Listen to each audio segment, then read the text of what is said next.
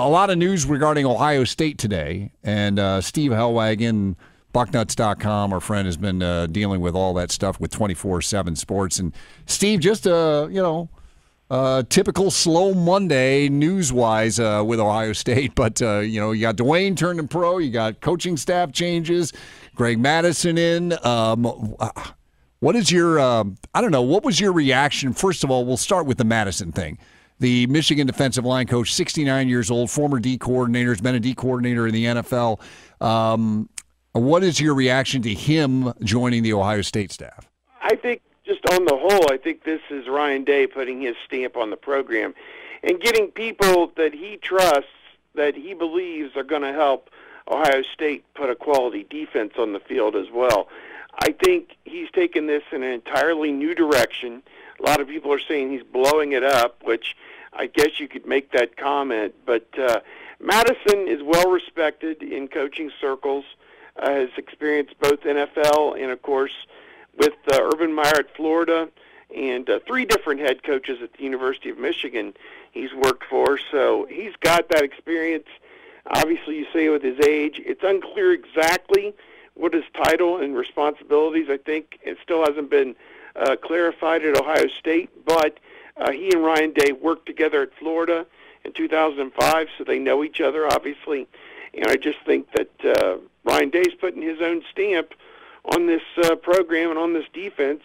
Since he's the new head coach, he's the one that's responsible. He's not going to cast himself with the holdovers necessarily from the Urban Meyer regime unless he feels they're the people that are going to help him win a national championship. So it's pretty clear what the message today was. All right, so in addition to Greg Madison, Ohio State announcing Jeff Hafley, co-defensive coordinator. He was a defensive backs coach with the 49ers, and new Ryan Day there, and Madison coming on. So the only defensive coach, Steve, that we know of that is back is Larry Johnson, who gets a promotion to associate head coach, and he obviously, you would assume, continues to work with the defensive line.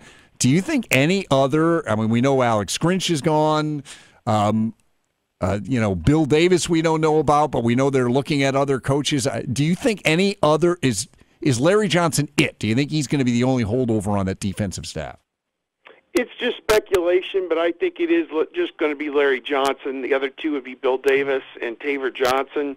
And I believe Bill Davis will be out, is what a lot of people are kind of saying behind the scenes. And I think Taver Johnson, his status probably up in the air unless Ryan Day feels he can get it upgraded at that position as well. So, the defense as a whole was not what it was supposed to be. And I think that was across all areas and all units beyond the defensive line. And, of course, you have to give Larry Johnson a bit of a pass. If Nick Bosa had been healthy, they would have played much better. The defense on a whole would have played much better. But really, linebackers, safeties, and corners, none of it was acceptable, really, most of the season. And I think that's what you're seeing today from Ryan Day. He is cleaning house, and he is going to bring in people he thinks that can help them recruit the best players they can get and win the national championship. So if you asked him, I'm sure those are the 2 things he'd probably tell you today is this is what this means. That these moves that are being made so that they can get the improvement that they have to have across the board. I want to ask you, because I made the comment earlier regarding Greg Schiano, and look, I get it. Everything that you just brought up, Steve, the defense was an issue this year. It just was.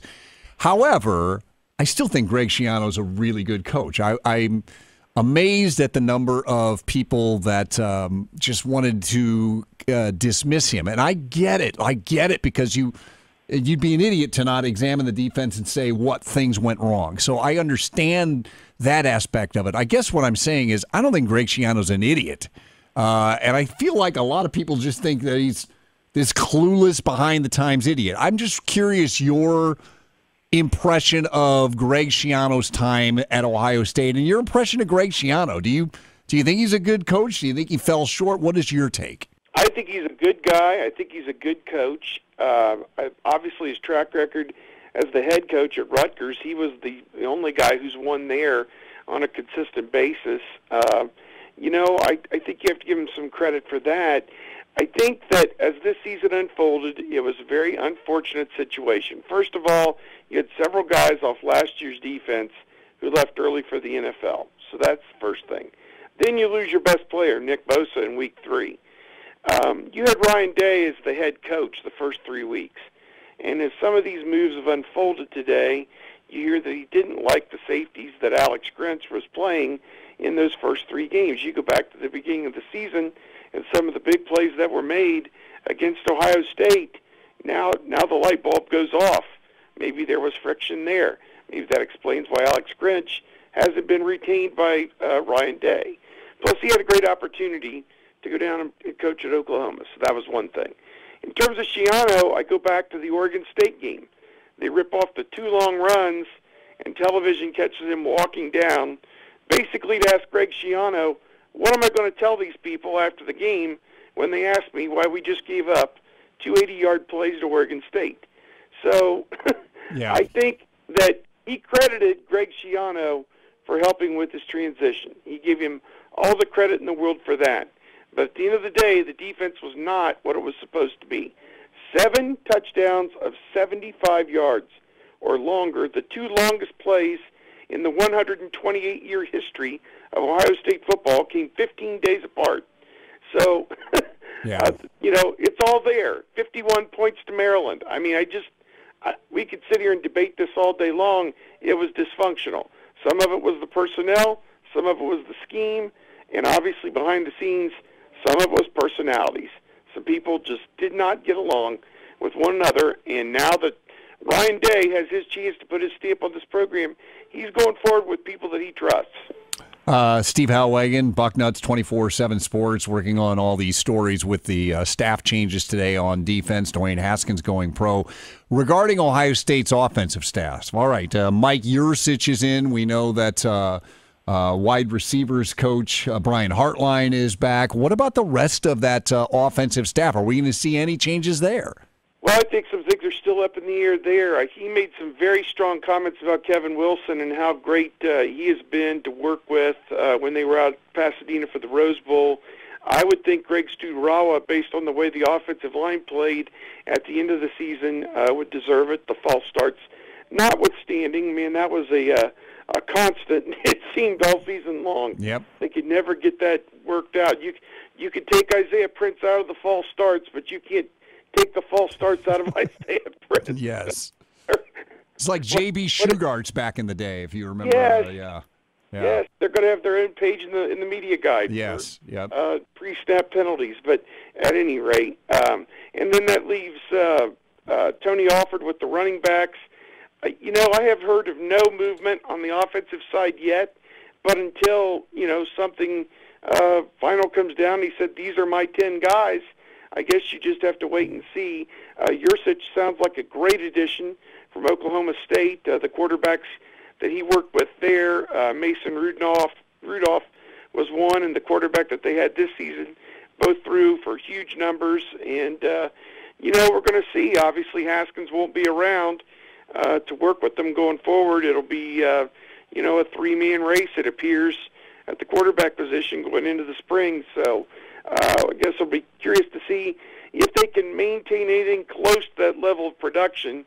Seems unlikely. I mean, they set all kinds of records, but I don't see as big an upheaval on the offensive side, perhaps, as we're going to see on the defensive side. Steve, before I let you go, national title game tonight, Alabama, Clemson. Who do you like? I'm going to say Alabama. I just think that Tua Tagovailoa is just kind of a transformational type player if he's healthy, and I just think that, Alabama didn't play particularly great against Oklahoma, whereas Clemson blew out Notre Dame.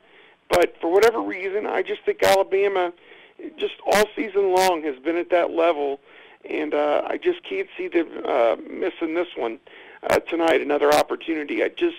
For whatever reason, I don't have a rooting interest one way or the other. It just seems to me they've been the best team all season, and we'll go out there tonight and try and prove it. Yep, we shall see. Steve, I know it's been a busy day for you. Thanks for taking a few minutes for us. Appreciate it. Yep. All right, guys, take care.